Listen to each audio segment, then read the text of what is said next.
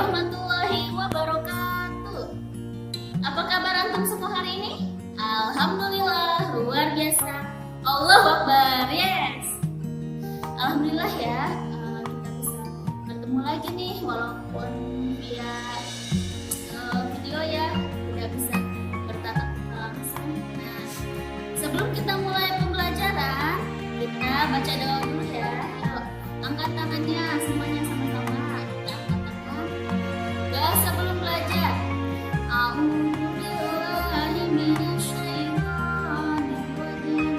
Bismillahirrahmanirrahim. Rabbi zidni ilman nafi'an warzuqni fahman thayyiban.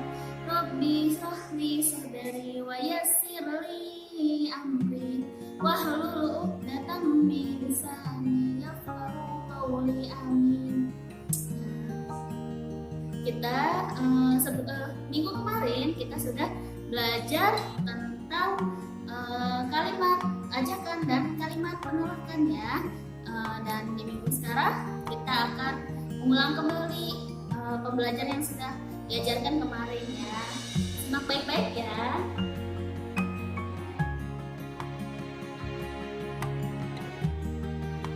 Tematik 2A pembelajaran kelima subtema 4. Hidup rukun di masyarakat.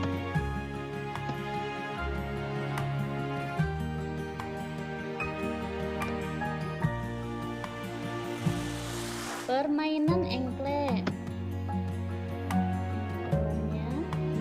Masih ingatkah antum dengan permainan ini? Pernahkah antum memainkan permainan ini? Bagaimana cara memainkannya? Nah, pasti semuanya sudah pernah ya memainkan permainan ini. Nah, ini namanya permainan engklek. Engklek ini adalah permainan tradisional ya, berasal dari Jawa.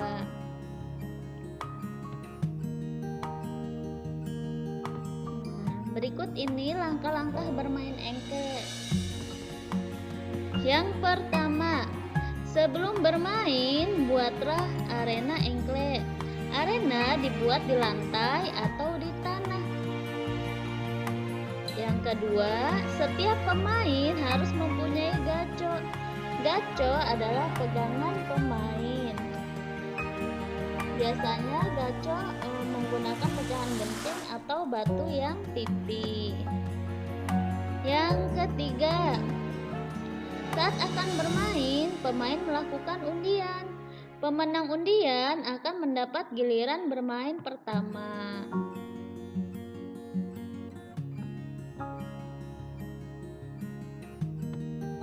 Langkah selanjutnya, pemain melempar gaco di kotak nomor 1. Kemudian pemain akan melompat ke kotak nomor 2. Pemain dilarang menginjak kotak yang ada gaco. Melompatlah dengan satu kaki. Yang keenam, pemain dilarang menginjak garis atau keluar dari kotak. Melompatlah sampai ke kotak terakhir. Langkah terakhir. Ini salah satu contoh gambar engkleknya ya, arena engkleknya.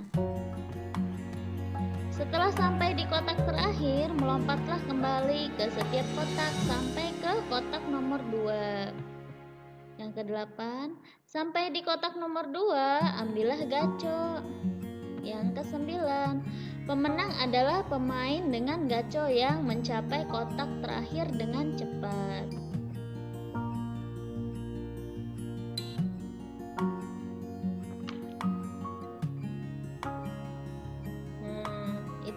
Tadi adalah cara bermain engklek. Antum bisa praktekkan di rumah ya. Boleh bersama kakak antum, teman antum, atau siapa saja. Nah, di minggu kemarin kita sudah belajar tentang kalimat ajakan dan kalimat penolakan nih. Apa itu kalimat ajakan? Kalimat ajakan adalah kalimat yang meminta untuk turut serta melakukan sesuatu. Cirinya menggunakan kata you, ayo, mari, dan sebagainya. Kalimat penolakan cirinya adalah menggunakan kata maaf atau tidak. Manakah yang termasuk kalimat ajakan dan kalimat penolakan?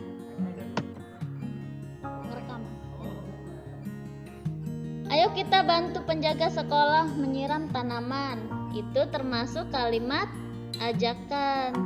Yang kedua, ayo kita kumpulkan sampah yang berserakan itu termasuk kalimat ajakan. Yang ketiga, maaf aku tidak dapat ikut bermain di lapangan nanti sore. Itu termasuk kalimat penolakan. Yang keempat, jangan sekarang mainnya, aku tidak bisa. Itu juga termasuk kalimat penolakan. Yang kelima, ayo kita tanam bibit itu bersama-sama. Itu termasuk kalimat ajakan.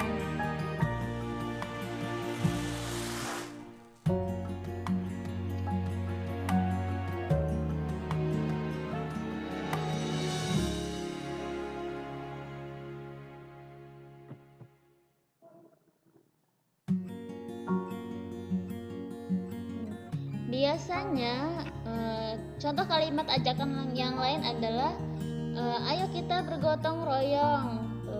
Itu salah satu contoh kalimat ajakan. Nah, bergotong royong itu termasuk salah satu contoh Pancasila sila ketiga ya. Bunyinya Persatuan Indonesia.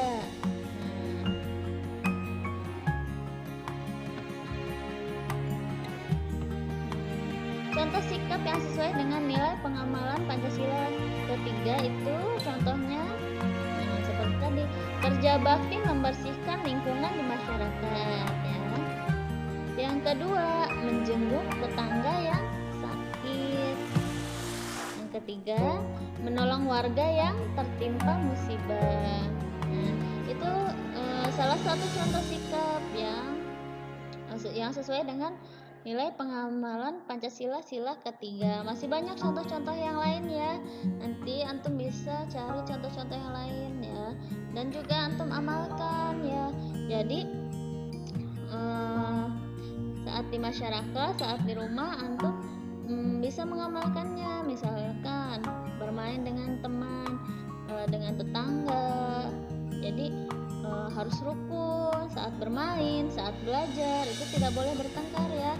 Harus sama-sama ya, harus saling memahami, saling mengerti, harus saling menghormati ya. Ada lagi menyapa tetangga saat bertemu. Nah, jadi saat bertemu juga tidak boleh saling cuek atau merasa tidak kenal. Jadi harus menyapa, apalagi tetangga, teman, apalagi kepada guru ya. Alhamdulillah pembelajaran sudah selesai. Semoga antum bisa memahami ya apa yang sudah ibu ajarkan, apa yang sudah ibu terangkan. Semoga antum bisa memahami dan antum bisa mempraktikkannya